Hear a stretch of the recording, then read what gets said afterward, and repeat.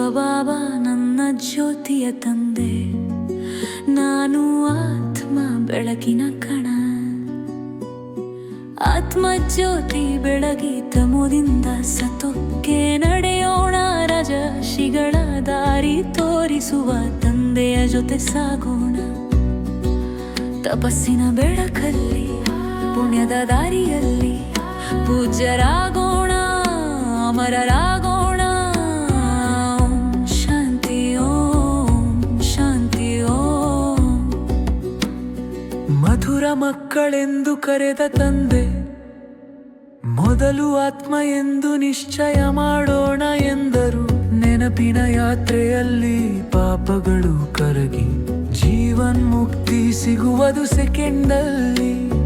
ರಾತ್ರಿಯಿಂದ ಬೆಳಗಿಗೆ ಬರೋ ಕಾಲ ಬಂದಿದೆ, ರಾಮರಾಜ್ಯ ರಾವಣವಿಲ್ಲದ ಪವಿತ್ರ ಯುಗ ಬಂದಿದೆ. ಇದು ಸತ್ಯ ಸತ್ಯ ಬ್ರಹ್ಮಕುಲ, ಇಲ್ಲೇ ದೇವತ್ವದ ಬೀಯ ಬೀಳುವುದು. ಆತ್ಮಜ್ಯೋತಿ ಬೆಳಗಿ ಸತೋ ಪ್ರಧಾನರಾಗೋಣ. ತಂದೆಯ ನೆನಪಿನಿಂದೆ ಪವಿತ್ರ ಜ್ಞಾನದ ದೀಪ ಹೊತ್ತೋಣ. ಛೀ ಛೀ ಹಳೆಯ ಜಗತ್ತು ಮುಗಿಯುತ್ತಿದೆ, ಹೊಸ ವೈಕುಂಠ ಭೂಮಿ ಬರಲು ನಿಂತಿದೆ. ಭಕ್ತಿಯಲ್ಲಿ ಹುಡುಕಿದ ಅನುಭವವಿಲ್ಲ, ಜ್ಞಾನದ ಮೂರನೇ ನೇತ್ರದಲ್ಲಿ ಸತ್ಯ ಬೆಳಕಿದೆ. ಲಕ್ಷ್ಮೀ ನಾರಾಯಣ ಪದವಿ ಇಲ್ಲಿ ರೂಪುಗೊಳ್ಳುತ್ತದೆ. ಸಂಗಮ ಯುಗದ ಪುರುಷಾರ್ಥದಿಂದಲೇ ದೊರೆಯುತ್ತದೆ. ಕರ್ಮ ಬದಲಿಸಿದಾಗ ಭವಿಷ್ಯ ಬದಲಾಗುತ್ತದೆ. ಪವಿತ್ರ ತಪಸ್ಸಿನಲ್ಲಿ ಭಾಗ್ಯ ಅರಳುತ್ತದೆ.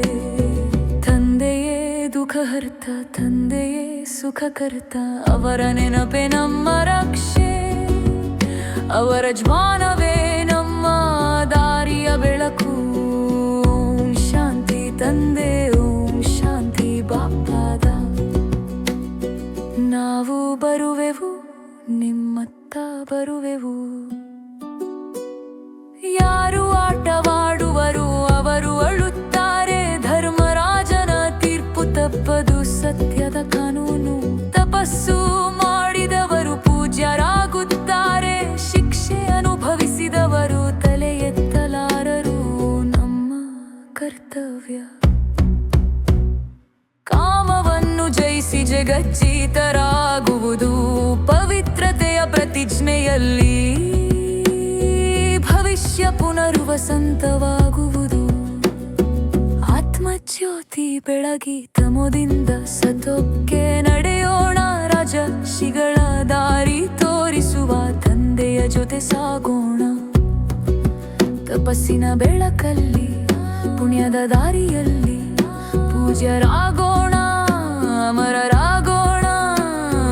ಓಂ ಶಾಂತಿ, ಓಂ ಶಾಂತಿ, ಓಂ. ನಾನು ಆತ್ಮ ಬೆಳಕು, ತಂದೆಯ ಬೆಳಕಿನ ಸಂತಾನ. ಈ ಕ್ಷಣದಲ್ಲಿ ವಿದೇಹಿ ಸ್ಥಿತಿ, ಶಾಂತಿಯಿಂದ ತುಂಬಿದ ಜ್ಯೋತಿ. ಓಂ